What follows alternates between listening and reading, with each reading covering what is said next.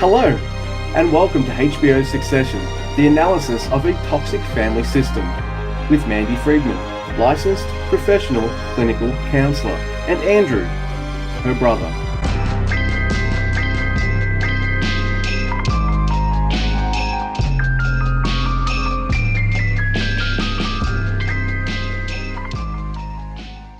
Hi there, Mandy Friedman here, licensed professional clinical counselor, clinically certified domestic violence counselor, clinically certified trauma professional, and the creator of SNAP, Survivors of Narcissistic and Abusive Personalities.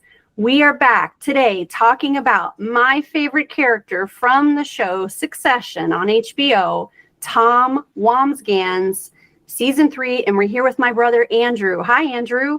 Hello, Mandy, and hello to everybody out there watching and listening. I'm excited to talk about Tom. Season 3 of HBO Succession. Shiv and Tom start the season with an awkward conversation about power. Which one of them is going to be in power? So what's happening right now is we know that Logan is probably going to go down for some crimes. They need to have someone big to take the hit for the crimes that have taken place with Waystar Royco. So they're going to have someone step in as a figurehead, and they're trying to figure out who that is. Well, Shiv's not in the meeting, but Tom is. But he's calling back and forth to Shiv to report in. And she's trying to encourage him, like, you know, go for it, get in there and, you know, be a mover, be a shaker. And she says, do you want it? Do you want the role? And he's like, wait, who, me? No, of course not. Absolutely not. It should be you. She tells him to get in there and hustle, baby. And he's playing the reverse banjo, telling Logan his view of who he thinks should be the CEO interim. And it's not him, but we all know what happens because you're supposed to have already watched the whole show by now. We know what happens. So it's just interesting in these moments where he's like, oh, no, I don't want power. Not me. We'll talk about it more later in the episode about some of the perceptions on watching the show the first time versus watching it, you know, in the future another time when you know who wins the game of Succession, in the end. But yes, you know, Tom backs Shiv because of course he's going to back Shiv in this situation. Tom intimidates Greg. We have a lot of great interactions between Greg and Tom, and some of them are going to be in Greg episodes and some are going to be in Tom episodes.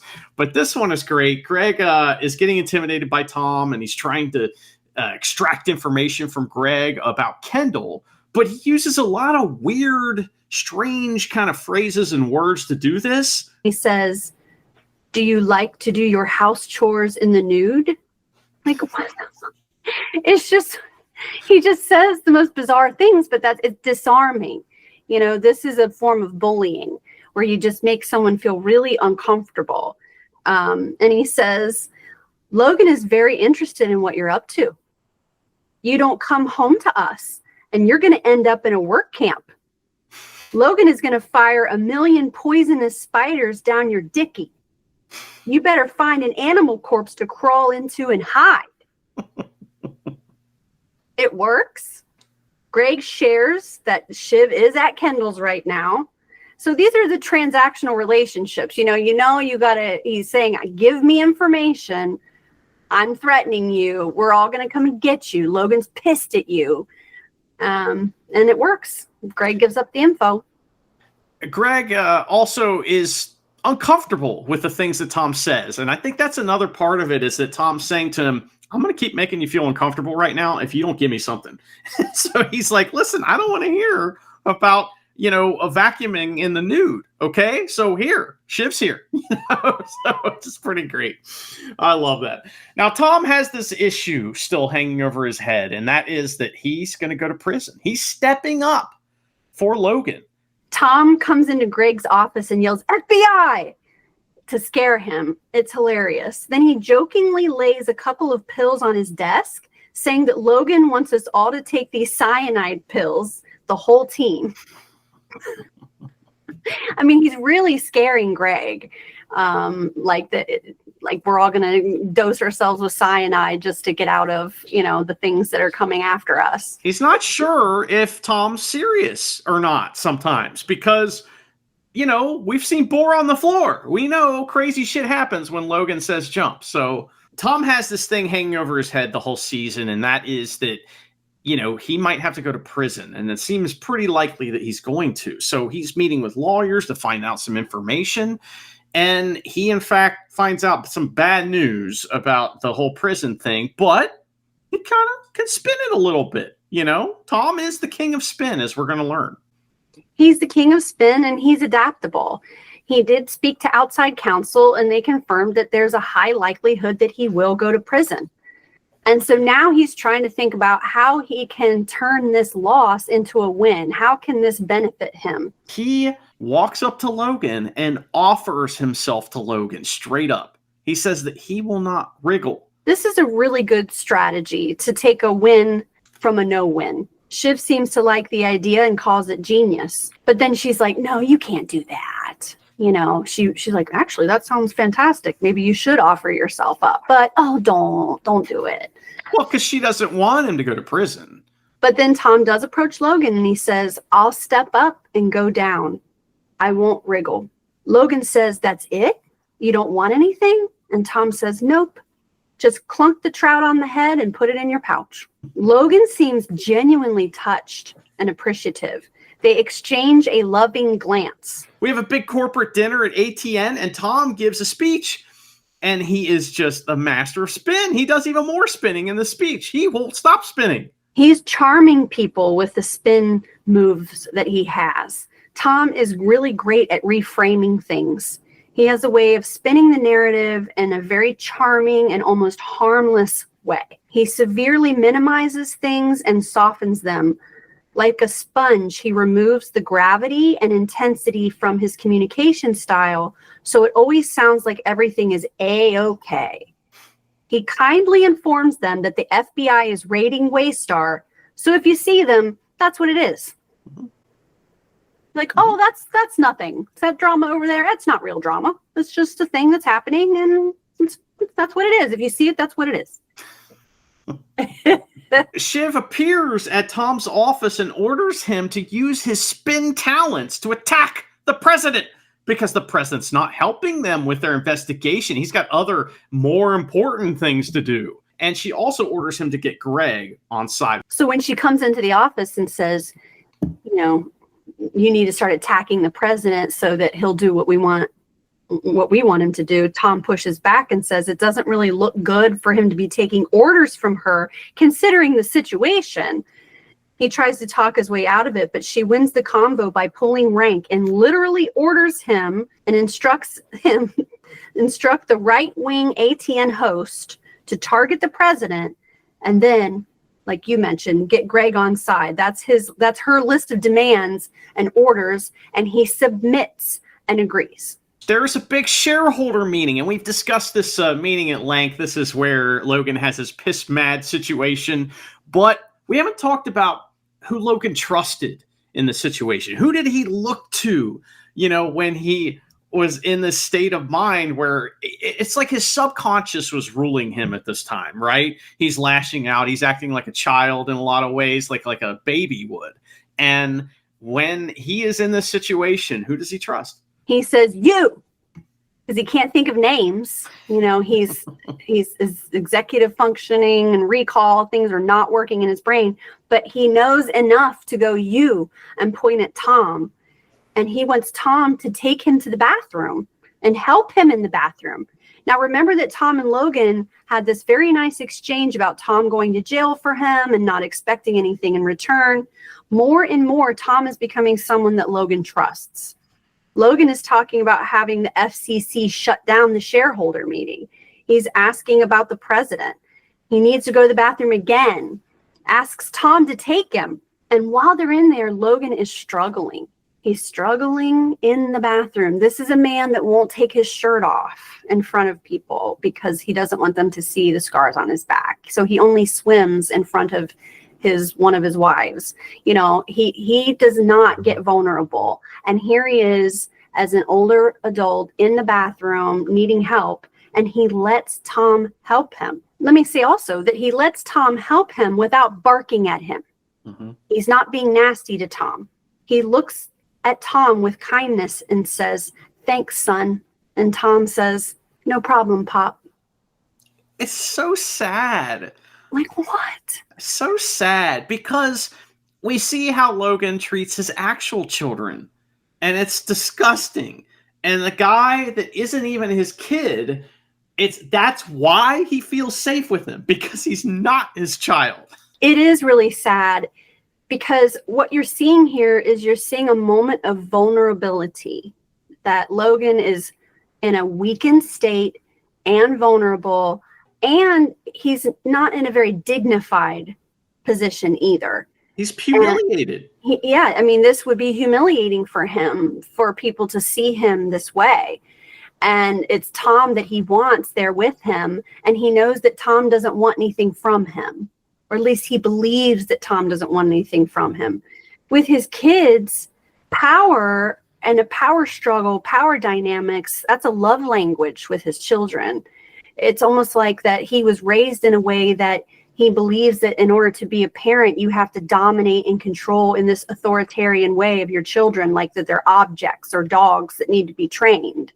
So he doesn't have a good relationship with them because of that. So they don't have these kinds of genuine loving moments. And notice when they do, the kids are always very suspicious.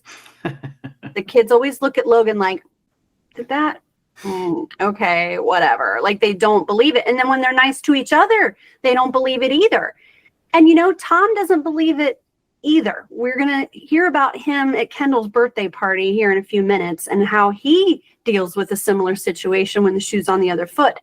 It's true that Logan prefers Tom at this point, but Tom's the one that got himself here. He has navigated this situation, this circumstance, and these relationships so stealthily and so cunningly that Logan Roy wants him to hold his dick in the bathroom.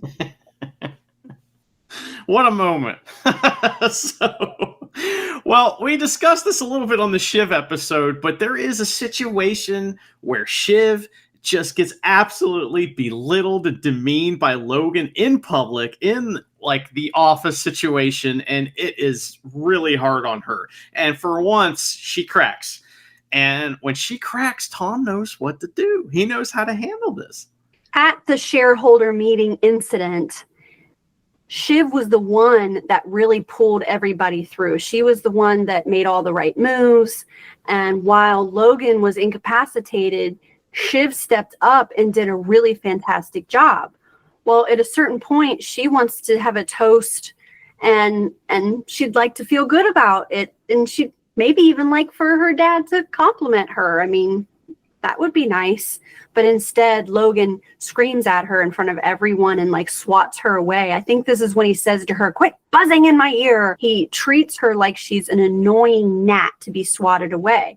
Well, normally she doesn't really react that much, but you could tell this did hurt her, and Tom knew to go over and to console her. Tom knows how to read a room. He knows the social scripts. He knows how a good man is supposed to act. And in those moments, you see that this is really the savvy nature. No one else went to console anyone, but he did go to console Shiv, even though maybe he didn't feel sorry for her. He may not have felt sorry for her genuinely, but he just knows that that's the right thing, that you're supposed to do that. And nobody else in the room or the shark tank that they're in has the sense to just be kind. Tom is very diplomatic with his spins sometimes, too. For example, he opens a new bottle of wine from their vineyard. They had their own vineyard, and here we go. We're going to try this wine, but he says he doesn't like it in a very nice way. The king of spin knows how to make something that isn't great sound great. So the first thing he notices is that it's a screw top, not a cork. And he's like mildly disappointed, like, interesting, screw top, okay. And then he tastes it. He says it's got quite a funk to it. You kind of have to meet it halfway, right? That's my favorite. Siobhan's face is all squinted, and you can tell she doesn't like it. And she says, earthy, Germanic, agricultural. He opens another bottle just to see if they're all the same, and it is the same. And right after this, and you know, what they're kind of leading into is Tom's thinking that they're going to have a couples moment right now, and he's going to talk to her about his fears of going to jail. But she doesn't want to have to think about that. And she also doesn't want to have to act like she cares. So, she gets irritated and she snips at him. Then he says, "I'm sorry, does the topic of my imminent imprisonment bore you?" She snaps at him again, basically the same way that Logan snaps at her. The difference between her and Logan is that all of a sudden Shiv realizes what's going on and that she's been maybe too big of a bitch and that it wasn't very nice and that she needs to backpedal. And she does. This is when she sits on his lap to maybe, have a little transaction. She apologizes, and as she usually does, she offers sex as a transaction to apologize. He seems tentative at first, and then he rejects her sexual advances. No, thank you. And he says to her, "There's really not any point. You're still on contraception. It's just like throwing a bunch of cake batter at a brick wall." Like, that is a nasty thing for him to say. But you see that's in there. When he's being like, "I don't want anything. I'll just be kind. Here, let me console you." That's the exterior. But on the interior, this is the way his brain works, is he will say something that nasty to his wife. She might deserve it a little bit. But remember when Tom grabs the piece of chicken off of Logan's plate and takes a bite of it and puts it down? It just seems bizarre. It's actually a small power move that he makes, just like this comment he makes about throwing batter at a brick wall because she's on contraception. These are countermeasures, is what we call it in the SNAP program that I mentioned at the beginning of a lot of the episodes.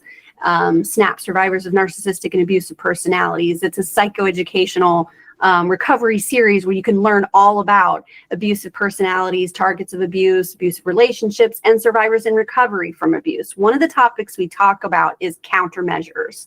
And whenever there's a power imbalance or there is an abusive circumstance, a lot of times the people involved or the targets that feel disempowered will do things to try to balance things out a bit. And there's all kinds of different countermeasures out there. But it's anything you would do that might also be out of character. Now, in this situation with Tom, it's not out of character. This is just Tom. But for a typical target of abuse, their countermeasures might also be something that they would never normally do in a typical relationship. Tom uses this countermeasure.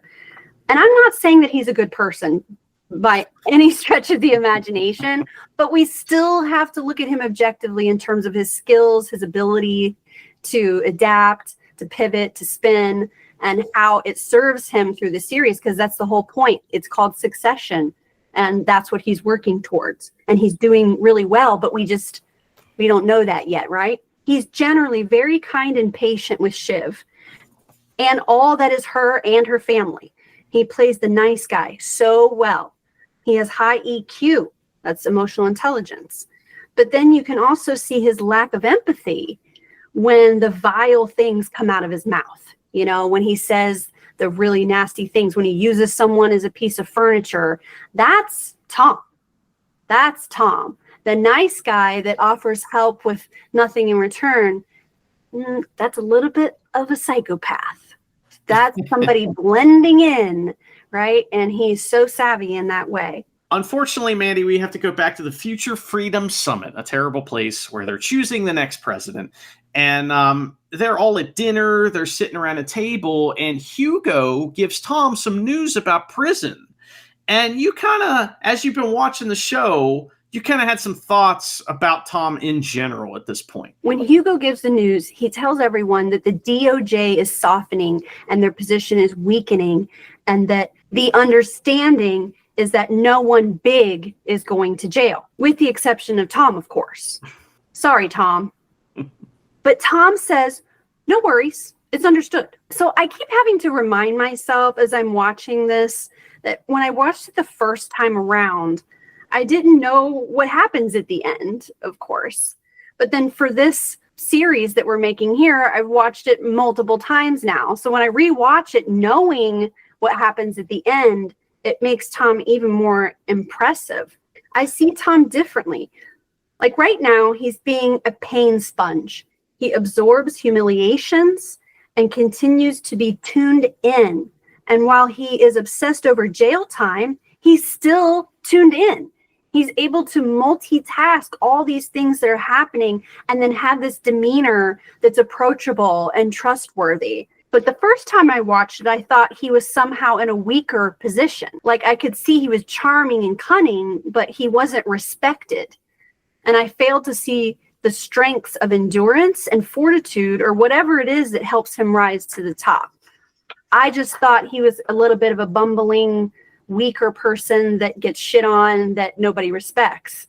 I did not realize that that was part of his entire plan and that he's doing it all on purpose, and it's how he gets where he wants to go. So this show is so good that as a viewer, you're pulled into the control drama of the characters. Tom is approached by Kendall to do some forced teaming, which is a form of coercive control. Another thing about watching the show a second or third time is you realize that Kendall's an idiot. You know, it's like the first time you watch it, you think, okay, yeah, he's an idiot, but I mean, maybe there's something here. Maybe he's not going to fuck up.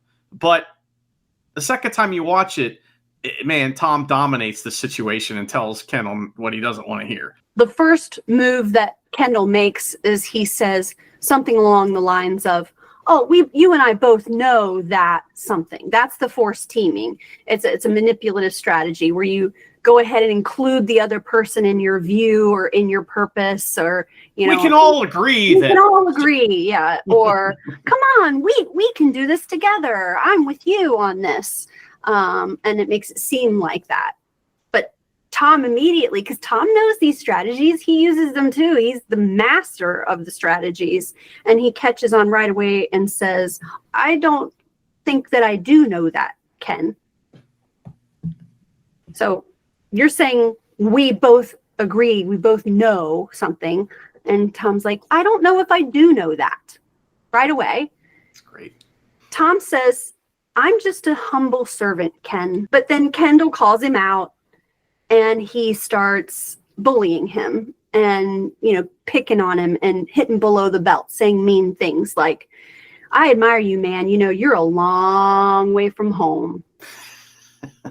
You're far from the tree. You've played your hand well, and you're sitting at the top table. But Tom is impervious to Kendall's attempts. I mean, absolutely impervious. His retort was immediate, and he says, I fell in love with your sister is what happened. Smart. That's the narrative. But I actually think that Tom does love Shiv. And I do think that he did kind of fall in love with her. I think but just like with going to jail, he finds a way to have an advantage in any situation. So we're killing several birds with that stone. Towards the end of the conversation, you know, Kendall's sort of trying to flash this agenda to Tom and saying that you can't rely on Logan. He doesn't give a shit that you hung yourself out to drive for him. And Shiv certainly doesn't have your back. And so he keeps going. So they're walking to the car and Tom says, I'll have a think. I'll think about it. Then Kendall tries another strategy and basically says the things I said before. Logan is not your lifeline. Shiv, you can't trust her either. But Tom uses logic. How does it benefit me to turn against Logan and the investment that he's made into the relationship? You know, this doesn't make any sense for him. Kendall tries another move, claiming that if he's man enough to do it, his wife will finally respect him. He just keeps going, trying to poke at him. That's going to make Tom crack. And Tom is like not having it. He's not even getting wound up at all. Then Tom really flexes here as the dominant figure. He says, I don't mean to be insulting, but which we know we're leading into something. I don't mean to be insulting, but having been around a bit, my hunch is that you're going to get fucked because I've seen you get fucked a lot and I've never seen Logan get fucked, not once. But it's the way he says it with this oh so utterly civilized manner. He almost sounds like he's being gentle with Kendall. Then Kendall is so desperate as Tom is walking away, he takes out his camera to take a picture. I guess he's going to try to use the picture to prove that they met and to continue to try to coercively control Tom. Tom doesn't react at all. Very civilized, he says, Do you know what they're doing up in the suite right now? They're picking the next president. Bye-bye. Power moves from Tom. Tom says, I still have access. Mm-hmm. I still know what's going on. You don't know anything, and you're not a part of the big moves. I am. See you later. So in the back of Tom's mind also, he's looking at Kendall. Kendall doesn't get any love from Logan, but Tom does. Tom's been called his son in a private moment. Tom's literally had his dad's dick in his hands. And he's thinking that while he's saying these things to Kendall, because Kendall doesn't know shit. And and Tom also doesn't let too much information out. Mm-hmm. When he does strike back, he's very concise and careful with what information he hands over. So he doesn't say, I was helping your dad in the bathroom and he likes me better than you. Like he's not going to stoop to that. He's just smarter than that. That's what Kendall's doing right now. He's acting like a child. Tom is like, I'm a grown man. You're a little boy. I'll see you later. You know, it's one of those fun times when we see Kendall has to eat shit a lot on the show because he loves it. It's his favorite. And so sometimes it's really sad to watch him eat shit. And sometimes it's really satisfying and awesome. And that was one of those times. We have a big meeting and Jerry reveals the amazing information that there will be no jail time. And Logan, he kind of thanks Tom. He does. But first, it's important to note that they do a toast to justice, as if justice has been done by the charges being dropped and them getting away with all of their crimes. Justice has been done. But then Logan walks past Tom, touches his hand, and says quietly to him, I'll remember. Yeah, yes. Tom's like, ugh. I mean, he doesn't do that, of course, because Tom doesn't do that. But on the inside, Tom's thinking like, I did it. Absolutely. I did it. Great moment. Great moment for Tom. Big win. And another awesome thing about the show is a big moment can be someone walking by and just going, I remember. Next, we're moving on to Too Much Birthday. And at Kendall's birthday party, Tom has some interesting thoughts on the vibe of the party. Tom, again, has emotional intelligence and he knows how to read a room. And he makes a comment that I thought was really funny. And that is, he says, why is no one happy? And they're at this really expensive billionaire's birthday party, but no one's happy. Look at everyone's faces. This is supposed to be festive. So he notices that people are there with other agendas and it is not to celebrate Kendall's birthday. Well, also, someone else notices that the vibe is off, and it's Kendall way later, after the plane has already crashed into the mountain. Then he notices. Tom notices right away. Kendall has all these like exhibits at his birthday party, and they're all strange. We've talked about them a little bit on the show. One of them is called the Compliment Tunnel, and you walk through it, and an actor is paid to give you compliments. Well, Tom gets really angry at one of the compliments. Now, remember when we talked about how Tom's in the bathroom with Logan, and Logan says, thanks, son. And Tom says, anytime, Pop. That is a very vulnerable moment. And they don't give each other compliments in the family. And if there is a tender moment between Logan and his children, the kids are very, suspicious of it. Like, oh, okay, what do you really want? What's really going on here? They can't just have a tender moment. And between the siblings, they also can't pay each other compliments. They're like, ew, stop.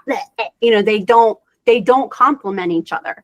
A compliment is a manipulative tool, is what they believe. That if someone's complimenting you, they want something from you, they're lying to you, they're making fun of you. Tom going through the compliment tunnel, and the person giving the compliment says that Tom is full of grace. And Tom takes it the wrong way and starts yelling at the actor, full of fucking what? Are you being sarcastic? What did you say? And Greg has to hold him back and whoa, hold on. He's getting ready to fight the guy in the tunnel. But then Tom mentions, he's like, I did a bunch of drugs and I did them in the wrong order and it's your fault and I can't get happy. Him and Shiv are both having a wild night. They kind of have arguments and have some problems. They just in general have a rough night with each other. Things are getting really complicated between Shiv and Tom. because they both have their own actual goals. And as the relationship with Shiv is sort of disintegrating, Tom is having to make some decisions here because he did have his wagon hitched to Shiv. But more and more, Shiv doesn't seem like that she really has his back, and their marriage isn't looking so great. And if their marriage isn't looking so great, how does he remain connected to Logan? But the next morning, after they have this terrible night and she's weird and does weird things and hurts his feelings, she does notice that Tom seems down, and she asks him, "Are you all right?" So she notices, but then he clearly indicates that last night wasn't sitting well with him. And he lets her know that it was hurtful, but she pretty much just blows him off and gaslights him. It's just that he's looking for something here to keep him, attached to the relationship, that indications that maybe she cares about him because he believes and seems to care about her. After they've had this argument and had these issues, Shiv tries to get Tom in on her scheme to cut Logan out completely. But Tom does something kind of unexpected. He knows that him and Shiv are fighting. Also, she's on contraception. That would be the next step, is for her to get pregnant. That would tie him even more to Logan, because then that would be his son, Logan's grandson, and she's not having it. And so he's starting to realize more and more that Shiv is not going to be the glue that holds the pieces together between him and Logan. Shiv is planning a coup with her siblings because they find out that Logan is thinking about selling the company to Mattson of Gojo. But it's real hush-hush, and nobody knows about it. And they're doing all these stealthy moves. And Shiv, lets Tom know, hey, this is happening. And, we're going to do this. And he kind of is like, okay, all right. Yeah, of course I'm on board with you. But also, he doesn't have faith in those siblings that they can actually do what they think they're about to do. He knows, like he just said to Kendall, that they usually get fucked and Logan never gets fucked. And he really wants to be not getting fucked. He approaches Greg and he says, "There's something happening and I need to know, are you coming with me?" So essentially, he lets Greg know that there's a coup happening. And at a certain point in time, Logan is in on that this is happening, and he's got a whole room full of people working on it. They're already on top of it. There's no way the coup is going to happen. And Shiv, you see her starting to piece it together because no one told, and she knows who she told, and she realizes that the leak was Tom. Well, that's an exciting way to end season 3. Will Tom survive? Will their relationship survive? We'll have to find out next time. Mandy, who are we going to talk about next time? Our next episode is going to be about the group dynamics. And it's going to be chock full of all kinds of amazing Succession moments that we love so much. Because really, when the group members come together and they're interacting with each other, that's when it really gets exciting and funny and interesting. So we're going to see the Sharks, and that's going to be, Jerry and Hugo and Frank, right? And we're also going to be talking more about the presidential candidates and that group. So there's more people that we're going to pull in and talk about the group dynamics of the characters on Succession. Well, I always look forward to it. It was great talking about Tom again. I'm looking forward to talking about all those folks next time. And thanks for listening or watching. Bye-bye. This has been HBO's Succession, an analysis of a toxic family system.